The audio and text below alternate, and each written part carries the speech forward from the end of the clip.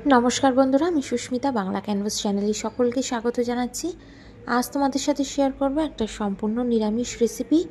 Paper तरकारी तो आपनारा अनेक भावेई बाड़ीते बानिये खेयेछेन, एकबार एइभावे बानिये देखबेन। खेते जेमन सुस्वादु हय तेमनई किन्तु एटा हेल्दी। এই রান্নাটা কিন্তু খুব অল্প সময় তৈরি হয়ে যায় আর এই রান্নাটায় বেশি তেল মশলার ব্যবহার কিন্তু একদমই হয় না। এরকম একটা আধুনিক যুগে এসে এই পুরনো রান্নাগুলো কিন্তু একদমই হারিয়ে যাচ্ছে। ঘরে যদি গাছের পেঁপে থাকে তাহলে তো আর কোনো কথাই নেই।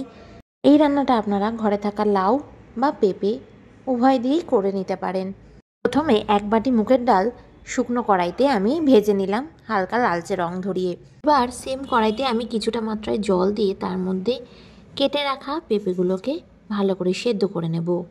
সেদ্ধ করার সময় আমি দিয়ে দিচ্ছি এর মধ্যে পরিমাণ মতো নুন। এই রান্নাটা আমরা জেনারেলি তো পেঁপেগুলোকে ভালো করে তেলে ভেজে নিই, কিন্তু এটা একটুখানি অন্যরকম। আমরা তেল মশলার ব্যবহারটা এই রান্নায় কমই করব।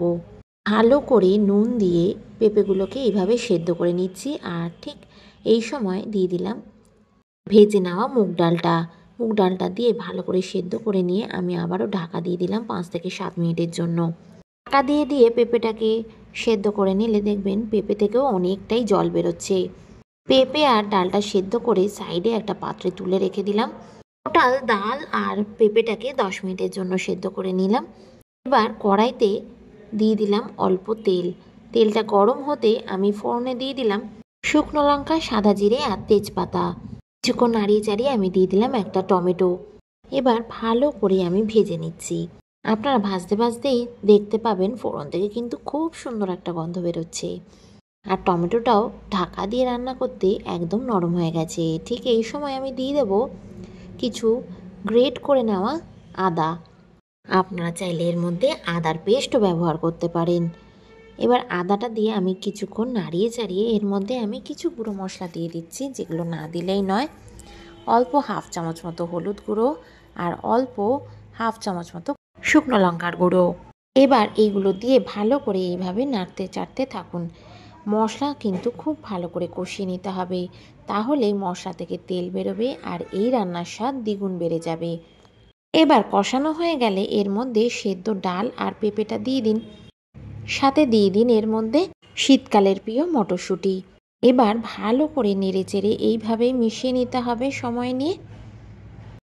আরও মিনিট 5 সময় ধরে আমি এইভাবেই নাড়িয়ে চাড়িয়ে নিচ্ছি। জিনিসটাকে খুব ভালো করে মিক্স করে নিচ্ছি। আর পেঁপে তো আগেই সেদ্ধ করে নিয়েছি, তাই আপনাদের দেখিয়ে দিই একদম কিন্তু সব কিছুই নরম হয়ে গেছে।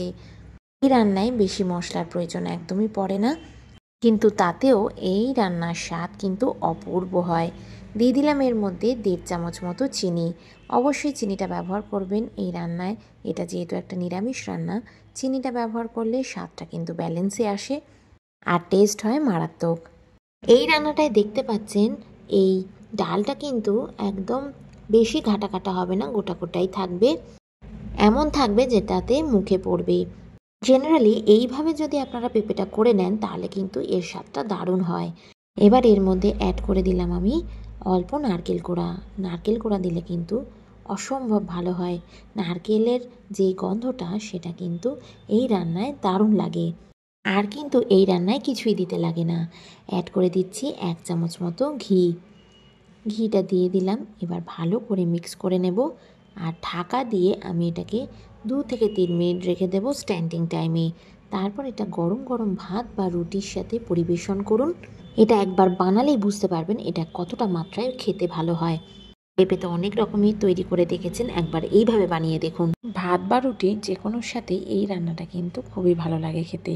আশা করি আমার ভিডিওটা আপনাদের ভালো লেগেছে। ভালো লেগে থাকলে লাইক করবেন, চ্যানেলে নতুন হলে অবশ্যই সাবস্ক্রাইব করে নেবেন। পাশে থাকা বেল আইকনটা অবশ্যই প্রেস করবেন নতুন ভিডিওর আপডেটসের জন্য। আপনারা খুব ভালো থাকবেন, সুস্থ থাকবেন, সাবধানে থাকবেন। আবার আপনাদের সাথে দেখা হবে নতুন একটি রান্নার ব্লগে। টাটা।